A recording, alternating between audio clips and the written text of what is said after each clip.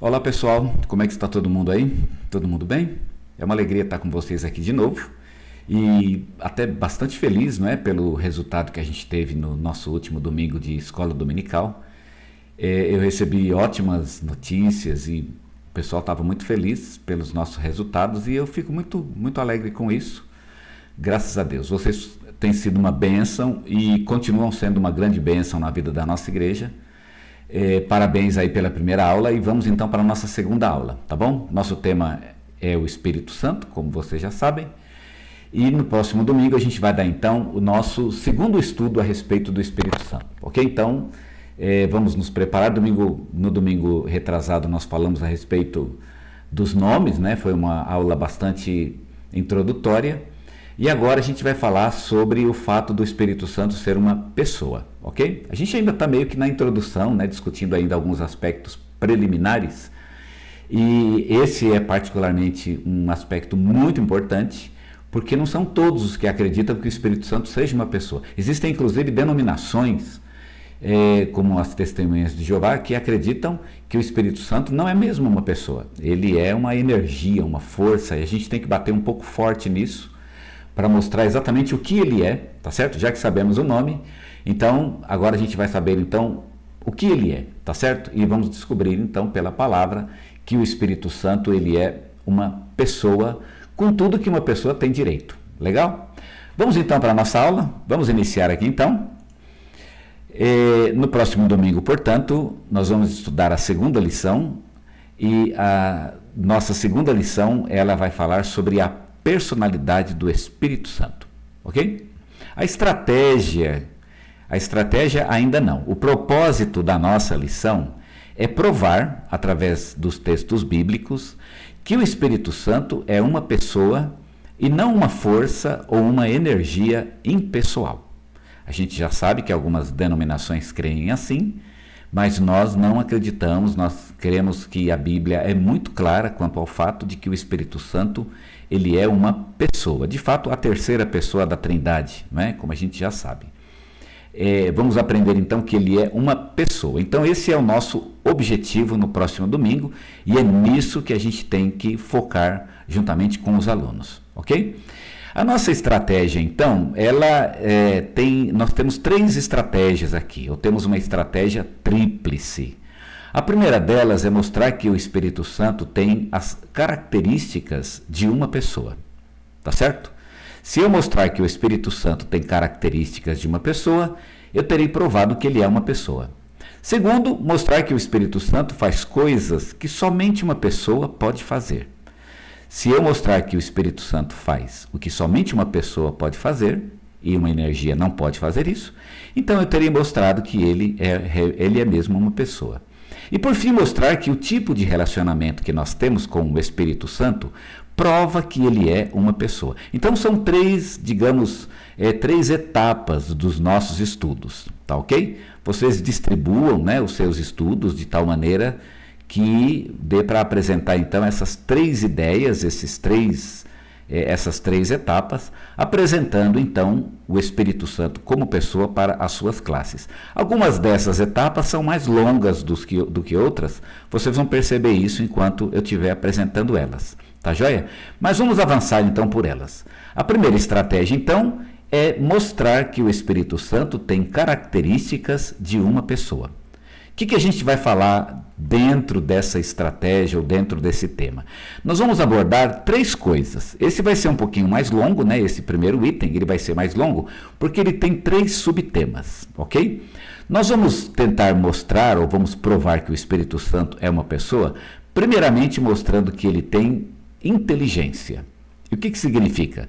Significa então que ele tem a capacidade de investigar e de conhecer. Lá em 1 Coríntios o texto vai mostrar isso, que o Espírito Santo investiga e que o Espírito Santo conhece. Somente uma pessoa pode investigar e conhecer, ok? Então o Espírito Santo ele é inteligente, primeiramente, primeiro porque ele possui essa capacidade de investigar e conhecer, e também porque ele possui uma mente e porque ele pode interceder. Paulo em Romanos 8:27 diz com todas as letras que o Espírito Santo tem uma mente, ok? Vocês podem apontar o dedo para o texto e mostrar para os seus alunos que o texto diz com todas as letras que ele tem uma mente. Uma energia não tem uma mente e o espírito tem, o que mostra, portanto, que ele é uma pessoa. Então, estamos vendo o primeiro caráter pessoal aqui do Espírito Santo, porque ele tem uma inteligência. O segundo, ele possui vontade. Ele tem um querer. Lá em Coríntios, 1 Coríntios 12, 11, diz, né, que o Espírito Santo distribui os dons espirituais entre as pessoas da igreja, conforme ele quer. Portanto, ele tem uma vontade, ele tem uma preferência. Você já viu uma energia tendo preferência? O Espírito Santo tem. Logo, ele não é uma energia, ele é uma pessoa que tem uma vontade particular. Ele quer que alguns tenham alguns dons e que outros simplesmente não tenham esses dons. Isso fica a critério dele, porque faz parte da sua própria vontade. Ok?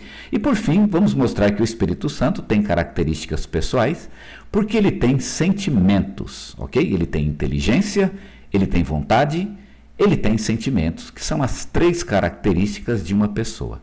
A respeito dos sentimentos, nós vamos falar da sua capacidade de amar. O Espírito pode amar, uma energia não pode fazer isso.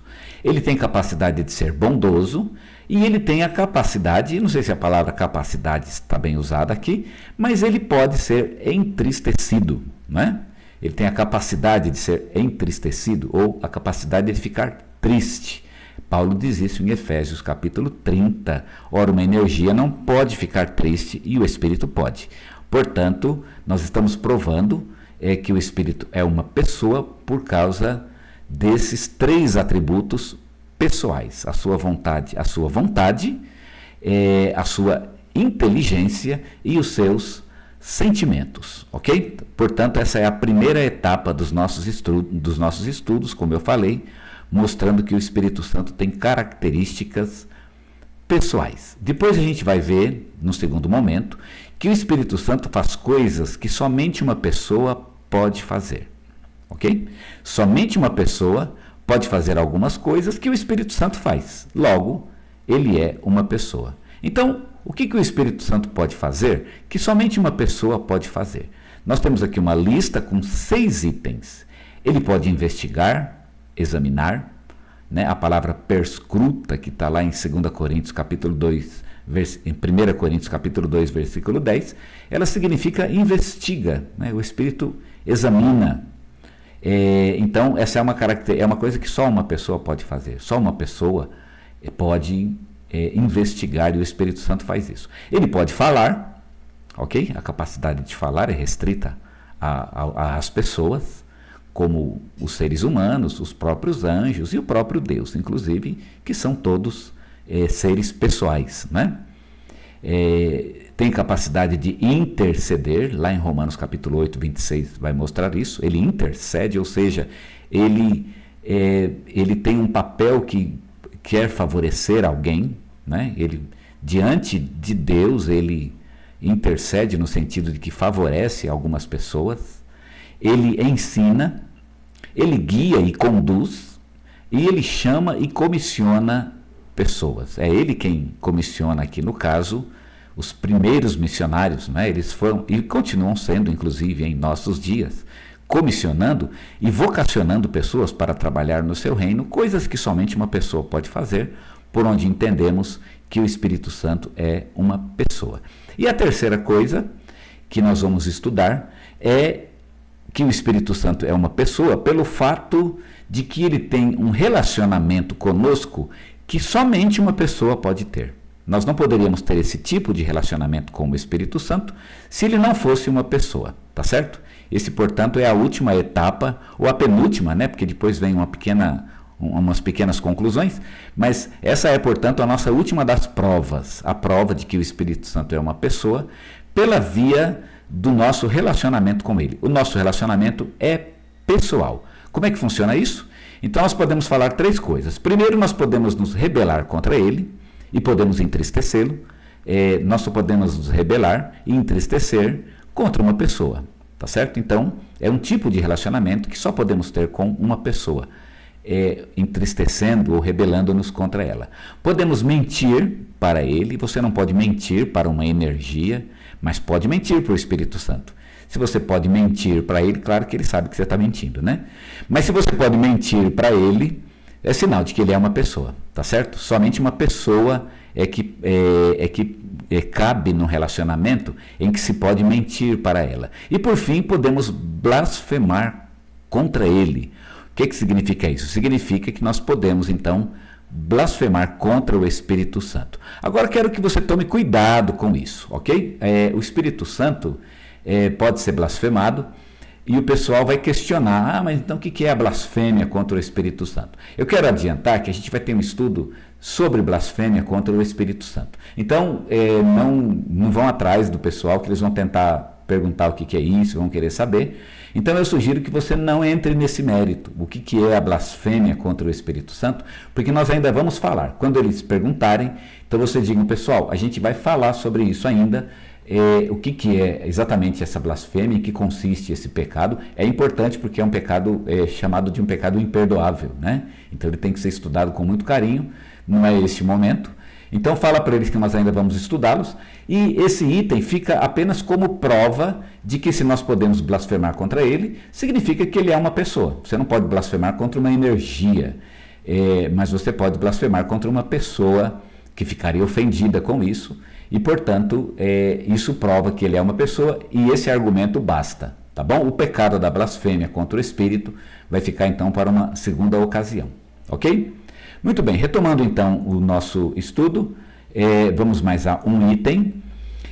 No finalzinho do nosso estudo, a gente vai ver algumas implicações do fato de que o Espírito Santo é uma pessoa. Que implicações são essas então? Primeiro, se ele é uma pessoa, ele merece adoração e merece amor, ok? Uma pessoa, ela pode ser amada. Não só pode, como deve, inclusive, ser amada, não é? E o Espírito Santo é digno de amor. E ele é digno de que nós o adoremos. Você adora o Espírito Santo?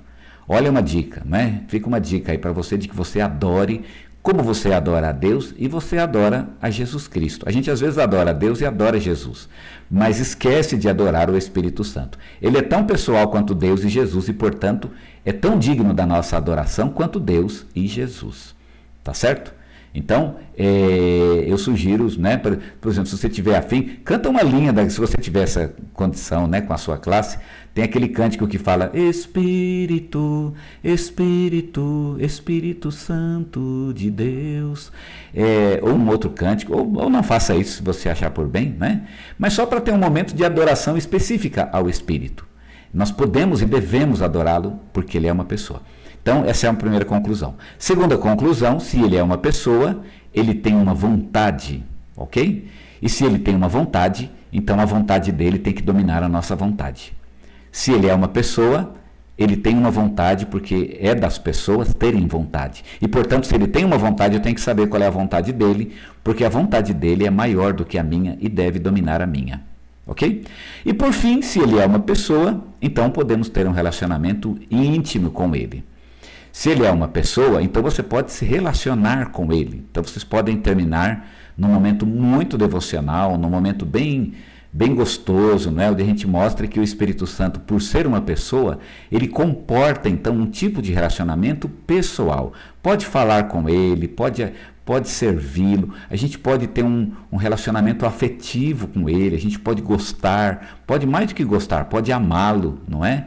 E aí a gente pode ter uma relação como se tem com uma pessoa. E aí podemos desfrutar dessa relação. Vocês podem até mostrar para os seus alunos que ter uma relação íntima com o Espírito Santo deve ser realmente algo muito delicioso, algo realmente muito saboroso, e é mesmo muito saboroso porque é o Espírito de Deus. Podem até citar o texto, eu acho que eu comentei em algum lugar esse texto, lá em 1 aos Coríntios, onde Paulo fala que aquele que se une a uma prostituta se faz uma só carne com ela, mas aquele que se une com o Espírito Santo se faz um só espírito com ele. Paulo usa uma relação até pecaminosa, inclusive, né, para mostrar que é possível uma relação íntima entre duas pessoas, e é por isso que a gente tem que tomar cuidado com as nossas relações íntimas. Não é qualquer um que merece relações íntimas desse nível, né, de ser uma só carne. Agora, o Espírito Santo, por ser uma pessoa, ele também permite uma relação íntima, não uma relação física, mas uma relação espiritual.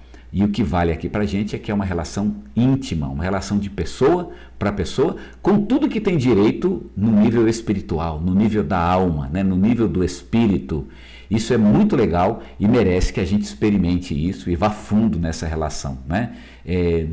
Que Deus nos leve mais além nessa relação íntima com o Espírito Santo, o nosso querido e amado Espírito Santo. Amém? Essa é a nossa lição de domingo. Que Deus abençoe vocês, que vocês tenham um tempo muito abençoado com os alunos e passem para eles então essas ideias, acrescentem outras que vocês acharem interessantes, tá bom? Usa isso como base. Eu vou colocar lá no nosso grupo os nossos slides. Se você quiser usá-lo, fique à vontade, tá bom? E Deus abençoe a vocês e tenham uma aula muito abençoada no domingo, tá joia? Fiquem em paz e uma semana muito abençoada na presença do nosso querido Espírito Santo.